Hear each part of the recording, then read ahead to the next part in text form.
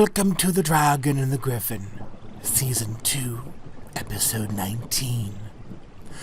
Allowing oneself to enter the Jester will cause two possible things to occur.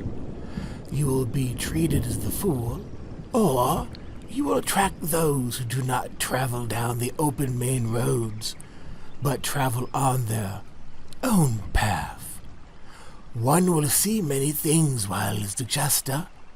Even now as I feed, I see sorrow and pain, happiness and joy, madness and confusion, old friends and possible new ones.